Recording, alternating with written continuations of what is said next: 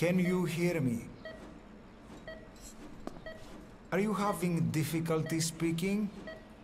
Can you move your head? Just nod if you can hear me. Hi, I'm Rob Cram, and today we're taking a look at Konami's eagerly anticipated multi-platform release of Metal Gear Solid 5, The Phantom Pain, which comes from developers Kojima Productions after years of development and plenty of teasing through trailers and gameplay videos. Now gamers have the finished product in their hands after the rather cool Ground Zeroes prologue game, which released last year. Is this one of the best stealth action games ever made? After 100 hours logged time playing, in a nutshell, yes, it does deserve such a high accolade, but there's a downside depending on what your expectations are. There's no question the game's switch to an open world format a la Assassin's Creed or Far Cry is a solid one. In terms of gameplay, there's a real sense of scale and presence felt when wandering the arid Afghanistan lands or the more tropical African wetlands as lead character Venom Snake, or Big Boss as he's known as. However, from a story-driven perspective, the game delivers a less involving experience than previous games, aside from the heavily scripted but totally gripping intro mission, which was perhaps spoiled by the reveal trailer several years back. Naturally, it seems this direction is of inclusiveness, when making the overall experience more acceptable to the masses in the absence of 10-minute cutscenes which might be wasted on the impatient. In all honesty though, if you enjoyed the cinematic moments, then sadly they are mostly absent here. Instead, players are tasked with delving deeper into the story by way of listening to cassette tapes, which are befitting of the 1980s setting and replace the more modern codec calls of the previous games. Cleverly, these are optional so that those uninterested in the lore or going too deep can crack on with the core gameplay without fear of interruption. This is an obvious move and is clever, but does leave a sense that many scenes could have been made into fully fledged visual elements expected of the series. Aside from the lack of depth to the visual narrative, the core gameplay is where the game shines, and although linearity has its benefits, the open world approach is bathed in solitude and coupled with engaging moments with the enemy as a neat contrast. At the start of the adventure, the open world does feel quite barren, requiring lengthy rides on horseback to get anywhere fast. But once players hit their stride, more respect has to be given to the areas outside of enemy intrusion. Although admittedly, the lack of random encounters in the wild is a shame. What's neat about the gameplay is how players are thrust from the seemingly quiet expanse to fully fledged guarded outposts, settlements and key structures, making their presence even more thrilling when they appear over the horizon. Players are then free to do as they please, as they can sneak around during real-time day and night cycles, interrogate lone guards for info, take out entire units one by one, accompanied by various sidekick characters who each have their own nuances to complement your approach, or goof around with some very unusual gameplay moments, such as hiding in boxes or luring enemies with decoys. It seems every element has been thought of here, and it's extremely clever to see how each cog in the grand machine works together to form the basis of some challenging components, which can be approached in numerous ways.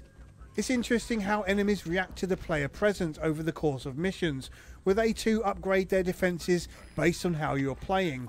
You can counter this by disrupting their supplies, but sadly this is not handled by direct gameplay, which seems like a missed opportunity. There are elements which make the game too easy in some respects as well, such as marking of enemies, seeing them through walls, a slow motion reflex mode when spotted, and the overuse of extracting the fallen via Fulton balloons.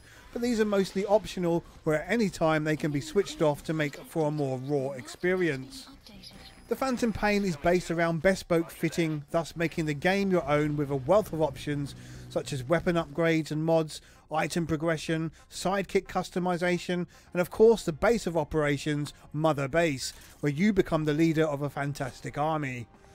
The previously mentioned soldier extraction by a Fulton becomes almost like a meta game in itself, where not only are you completing objectives to drive the story or side mission objective, but looking out for improvements to your army by viewing the stats of each opponent and capturing the good ones. Again, this is an optional component, but is tied to the acquisition of better tools and equipment, and therefore becomes paramount to overall success if you want to play the game to its fullest. Mother Base itself is quite barren in terms of things to do, offering only spot challenges and some key moments to drive the story. However, it also doubles up as an online map for other players to infiltrate, and vice versa for those who wish to be connected. In terms of visuals, the Phantom Pain looks fantastic on any platform, with the last gen versions certainly holding their own and the current gen systems falling just behind the only slightly superior PC version. With neat lighting and effects across all versions, it's a pleasant looking game despite some details from Ground Zeroes being absent. The current gen versions and PC benefit from a smooth 60 frames per second, making the gameplay feel highly accomplished overall. In terms of design, the game's locations are captured flawlessly with some excellent variety even during the day and night. The character designs are also of an expected high standard, with some neat moments witnessed during cutscenes and gameplay. Audio is also of a high standard with an excellent musical score and accomplished voiceovers from all of the casts, although sadly the main character voiced by Keith Sutherland, who replaces series vet David Hayter, speaks very little outside of the cassette tapes, making for a more pensive lead character. This is definitely a step backwards from previous games, which fans will no doubt notice right away. Newcomers will likely appreciate the more silent protagonist approach. In terms of length, the game offers many hours of gameplay across 2 chapters for the main story, which house several endings and a number of side operations, of which can be replayed over and over. We're 100 hours in and still have much to do. The main story missions are ranked with the aim of scoring the highest S rank to gain more cash for your mother base or upgrades and various unlockables. The fact players can approach missions with stealth or action using an abundance of weapons and gadgets means there's much incentive to replay again and again for different experiences each time. The previously mentioned Mother Base online component is an optional layer for those interested in challenging other players by way of infiltrating their bases, at the risk of having their own attacked. It's a neat side game to mess around with and extends the gameplay even further for those who want a break from the story. Metal Gear Solid 5 The Phantom Pain cements itself as one hell of a cool action stealth game, and quite possibly one of the best ever created, as it playfully appeals to stealth and action gamers in equal measure. Despite the understandable but rather poor final ending, a lack of overall cinematic direction, and a lead character who's less charismatic and more gritty than before, and you have an exceptional game that's been well worth waiting for. Fans of the stealth genre will relish in the fact that games don't get much better than this, where the AI constantly keeps you on your toes in a reactionary and countering way, and the open-ended approach gives you plenty of options to toy with. Whilst the overall story presentation might not feel so much Metal Gear, the gameplay shines through and simply keeps you coming back for more. Metal Gear Solid 5 The Phantom Pain scores 9.5 out of 10. I'm Rob Cram. Thanks for watching.